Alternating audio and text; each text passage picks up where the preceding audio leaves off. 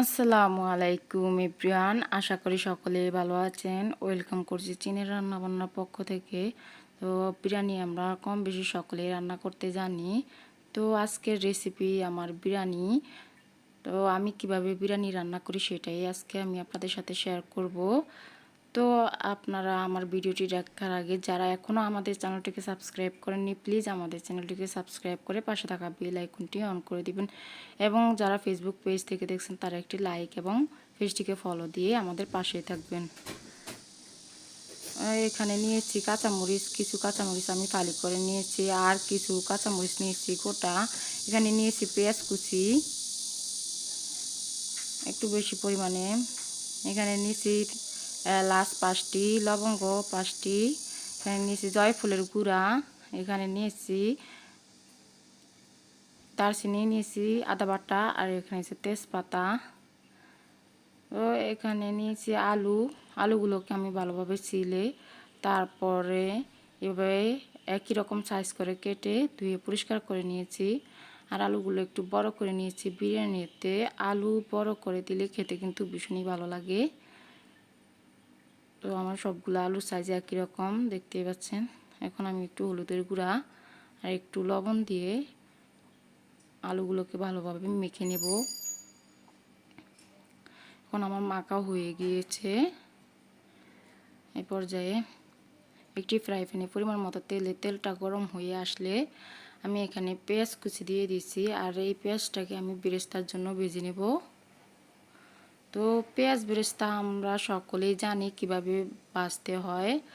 তো পেঁয়াজটাকে আমি গাঢ় গোল্ডেন করে ভেজে নিব এই আর কি, তাহলেই হয়ে যাবে আমাদের পেঁয়াজ বেরেস্তা। তো আমি একটু সময় ধরে ভেজে নিচ্ছি, ভেজে তুলে নিব।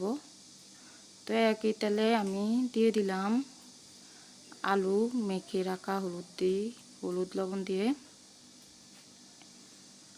এখন আমার আলুগুলো সবগুলা দিয়ে দিচ্ছি একে একে। তো এই পর্যায়ে আমি আলুগুলো ভাজা হয়ে গেলে তুলে নিব। এখানে নিয়ে নিচ্ছি গরুর মাংস, দেখতেই পাচ্ছেন। আর মাংসগুলো আমি একটু বড় সাইজ করে নিয়েছি। এভাবে বিরিয়ানিতে এরকম সাইজ দিলে খেতে ভালো লাগে। আমি মাংসগুলোকে ভালোভাবে ক্লিন করে নিয়েছি ধুয়ে। তো একটি হাঁড়িতে পরিমাণ মতো তেলটা গরম হয়ে আসলে দিয়ে দিলাম এলাচ, তেজপাতা, দারচিনি, লবঙ্গ। এরপর দিয়ে দিচ্ছি পেঁয়াজ কুচি। এখন একটু নেড়ে চেড়ে ভেজে নিব সবগুলো উপকরণ। তো মশলা থেকে সুন্দর একটা ঘ্রাণ চলে এসেছে।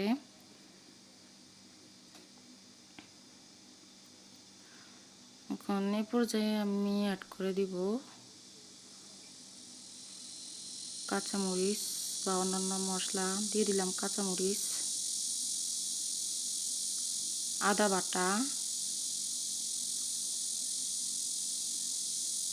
এখন আমি আদা বাটাটাকেও ভেজে নিব যাতে করে আদার কাঁচা গন্ধটা চলে যায়। আর এখানে দিয়ে দিলাম রসুন এবং পেঁয়াজ বাটা।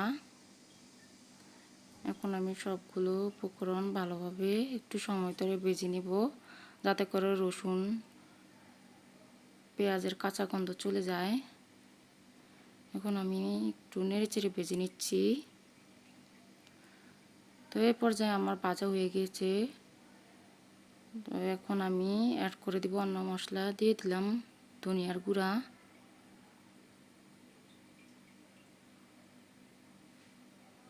দিয়ে দিচ্ছি জিরার গুঁড়া পরিমাণ মতো, দিয়ে দিচ্ছি জয়ফলের গুঁড়া। এখন আমি একটু নেড়ে চেড়ে নিচ্ছি। এই পর্যায়ে দিয়ে দিচ্ছি হলুদের গুঁড়া সামান্য পরিমাণ, দিয়ে দিচ্ছি মরিচের গুঁড়া, দিয়ে দিচ্ছি স্বাদ মতো লবণ। এখন আমি সবগুলো উপকরণ নেড়ে চেড়ে মিক্স করে নিচ্ছি সম্পূর্ণ মশলার সাথে। তো এই পর্যায়ে আমি মশলাগুলো কষানোর জন্য পানি অ্যাড করে দিয়েছি। তো মশলাটা কষিয়ে নেব। তো এই পর্যায়ে মশলা কষানো হয়ে গেলে আমি অ্যাড করে দিচ্ছি টক দই। আপনারা যদি টক দই দিতে না চান তাহলে দুধের সাথে 1 চামচ লেবুর রস মিশিয়েও আপনারা টক দই বানিয়ে দিতে পারেন। তো এই পর্যায়ে আমি টক দইটাকে মশলার সাথে কষিয়ে নিয়েছি। এখন দিয়ে দিচ্ছি মাংসগুলো, গরুর মাংসগুলো। সবগুলো দেওয়া হয়ে গেলে আমি এখন মশলার সাথে মাংসগুলো ভালোভাবে নেড়ে চেড়ে দিব। এখন মাংসগুলো মশলার সাথে ভালোভাবে মিক্স করে নিচ্ছি। এখন আমি 2 থেকে 2.5 মিনিটের মতন এখন দিয়ে দিলাম একটু লেবুর রস। তারপরে এখন আমি 2 থেকে 2.5 মিনিটের মতো এই মাংসগুলোকে মশলার সাথে কষিয়ে নিব। এতে করে মাংসটা খেতে কিন্তু ভীষণই মজার হয়। আপনারা সবগুলো স্টেপ ফলো করে যদি রান্না করেন তাহলে আপনাদের বিরিয়ানিটাও খেতে ভীষণই মজার হবে। তো এই পর্যায়ে কষানো হয়ে গিয়েছে, দেখতে পাচ্ছেন গোস্তগুলো সিদ্ধ হয়ে গেছে প্রায়। এখন আমি আলু দিয়ে দিলাম।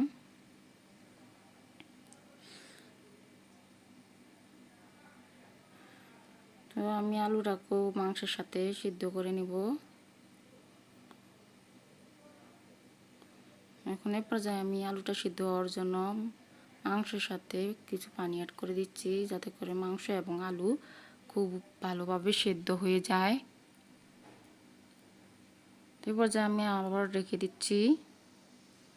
ঢাকা খুলে দেখতেই পাচ্ছেন আমি বারবার নেড়ে চেড়ে দিয়েছিলাম। তো এই পর্যায়ে আমার রান্না প্রায় কমপ্লিট, আমি এখন নামিয়ে নিব। তো এখন আমি রাইস কুকারে দমে বসাবো। এর জন্য প্রথমে রাইস কুকারের মধ্যে কিছু ভাত দিব।